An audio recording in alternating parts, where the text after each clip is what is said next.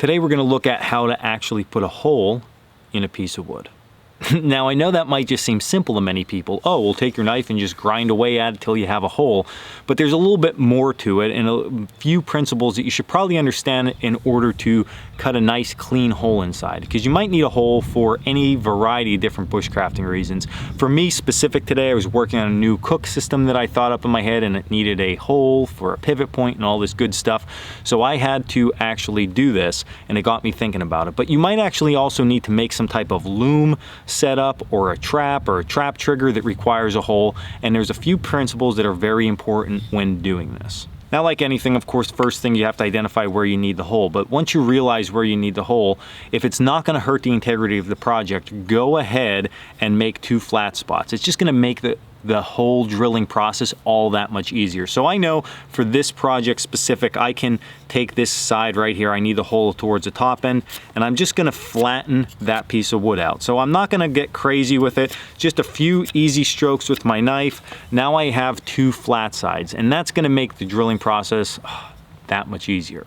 If you do need to stick round though for some reason, depending on what the project is, you just skip that step and go ahead at it, but this is going to also help for demonstration purpose. Okay, so first thing I'm going to do is just take the tip of my knife and I'm just going to mark that, okay, with just a small mark. Now, what we're not going to do is take our knife and be like a hillbilly here and just drill this right through, because that's really not the proper way to do this.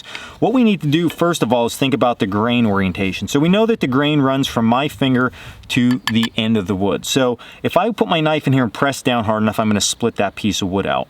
Okay, so we don't really need to cut that grain at all. What we need to do is we need to cut the top being closest to the camera and the bottom, okay, closest to me, of that initial hole that we're going to drill through here. So we're going to work on the first side first. What we're going to do is we're going to take our knife, and this takes a little bit of practice and a little bit of knife safety and a little bit of knife handling, but we're going to cut across that grain just like this. Okay, and then what I'm going to do is I'm going to rotate this over and I'm going to cut across the grain again up on this side. Okay, now that hole might seem, of course, that it's going to be quite large, but what you need to think about is each side is going to get drilled and we're going to meet them in the middle. So think about an hourglass meeting in the middle. That's where our hole is going to start at. Or also think of a funnel. So I always like to think of it as a funnel, as it's going to be big here and then funnel down to the middle of the piece of wood. So as I cut that across, this side grain, I can just run my knife up. Okay, so I'm cutting across and running my knife up the side grain. Same on this side. I'm going to cut across and I'm just going to run it up the side grain. As I get going, you're going to see chunks are going to start to come out, and if they're not coming out all that well, you're just going to take your knife and cut across the grain. So at this point, I'm starting to create that circle in the beginning of my hole.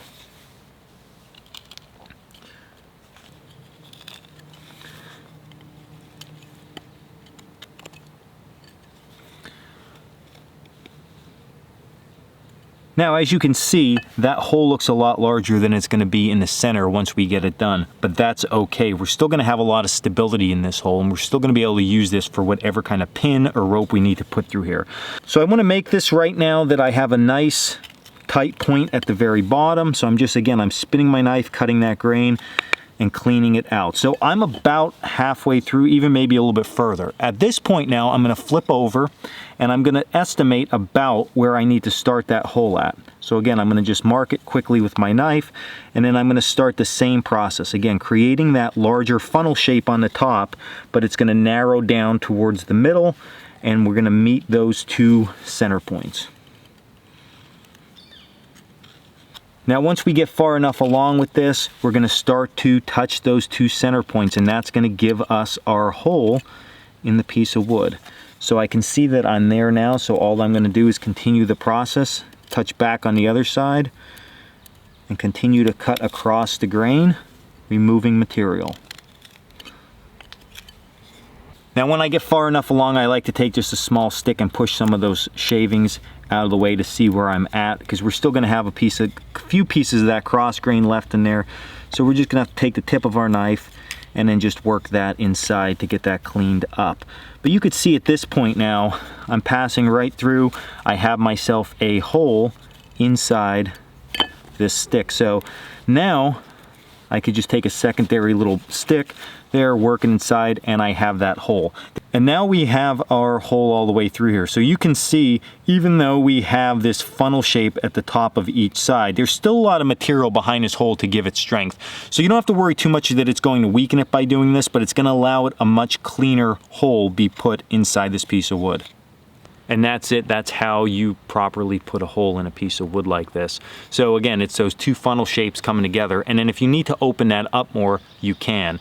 Just grinding your knife in though is just making an absolute mess. And although it'll get the job done, it's not nice and clean and neat. So if you have really rugged edges and you're putting the rope through there for some reason and it's getting tension pulled on it, there's a chance it can break. So this method is going to be much more efficient. Of course, if you have a drill bit or something like that, that's going to work even better. But for a knife in a field, this is the best thing that I found. So this was Dan Walker, Coalcracker Bushcraft.